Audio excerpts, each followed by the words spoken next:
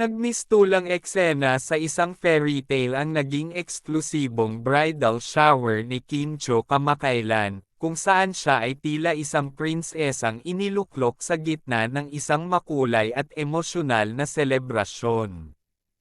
Sa isang eleganteng events place sa Tagaytay na pinalamutian ng mga puting rosas, golden accents, at soft pink drapes, walang kaalam-alam ang aktres na isang espesyal na sorpresa pala ang naghihintay sa kanya. Sa pagdating ni Kim, tila huminto ang oras.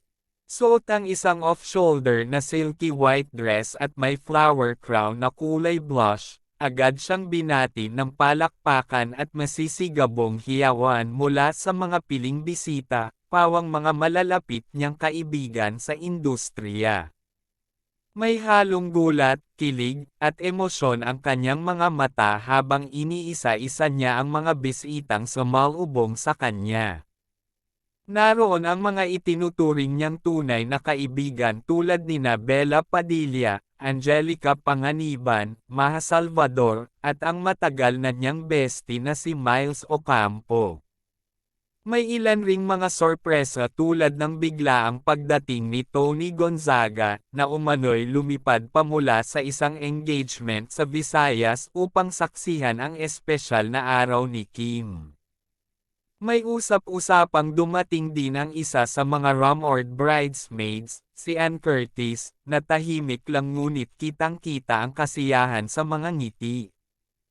Hindi rin napigilan ng mga bisita ang maiyak nang umupo si Kim sa isang floral throne habang pinapanood ang isang AVP na inihanda ng kanyang team, isang montage ng kanyang journey mula sa pagiging simpleng dalagang Cebuana hanggang sa pagiging isa sa pinakakilalang artista ng kanyang henerasyon. Kasama sa video ang ilang clips mula sa mga past interviews, behind-the-scenes bloopers, at heartfelt messages mula sa kanyang pamilya. Matapos ang emosyonal na video, sinundan ito ng series of games at heartfelt toasts mula sa kanyang mga kaibigan. Isa sa mga pinakanakatindig balahibong bahagi ay nang magsalita si Angelica, na nagbahagi ng isang personal na kwento kung paano si Kim ay naging inspirasyon sa kanya noong pareho silang dumadaan sa personal na pagsubok. Pero hindi doon natapos ang lahat. Ayon sa isang source na naroroon sa event, nagpakita rin ng isang secret video message si Paolo Avellino, simple ngunit may halong lamang at paninindigan. Sa kanyang mensahe, sinabi umano niya, "Mahal kita. Excited akong harapin ang bukas kasama ka." Isang tahimik na kilig at sabayang, "Oh," ang sumabog sa paligid. Kitang-kita sa mga mata ni Kim ang luha, pero hindi ito dahil sa lungkot kundi sa labis na saya. Sa kabuuan ng gabi, puno ng tawanan, luha ng tuwa, at makukulay na kwento ang nasabing bridal shower. Ang mga bisita ay nagsipag-uwi ng personalized giveaways, floral perfumes, at Polaroid photos na kuha mula sa isang instant photo booth na may temang, "From Chinita Princess to Queen." Habang wala pang kumpirmadong petsa ng kasal, tila malinaw na sa mga kilos, emosyon, at detalye ng nasabing okasyon, malapit na ang pinakahihintay na, moment ng Chinita Princess.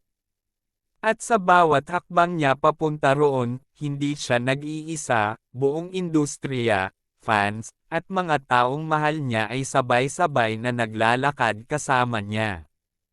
Habang lumalalim ang gabi, mas lalo pang naging espesyal ang atmosphere ng selebrasyon. Isang acoustic band ang biglang lumitaw mula sa likod ng floral wall at nagsimulang tumugtog ng mga paboritong love songs ni Kim. Isa sa mga tumatak na performance ay ang "Forevermore", na ayon sa mga kaibigan ni Kim ay isa raw sa pinaka-meaningful na kanta sa aktres dahil sa mga pinagdaanan nito sa pag-ibig. Habang tinutugtog ito, napayakap si Kim sa kanyang kapatid na si Malcolm, sabay bulong ng, lahat ng ito, totoo na. Ang mga kamera, bagamat tahimik at walang opisyal na media presence, ay hindi tumigil sa pagkuha ng bawat sandali, mula sa mga tahimik na tinginan ng mga kaibigan, hanggang sa mga maliliit na kilos na puno ng emosyon. Ang ilang larawan ay agad ding na-ishare sa private GC ng inner circle ni Kim, ngunit gaya ng inaasahan, ang ilang snippets ay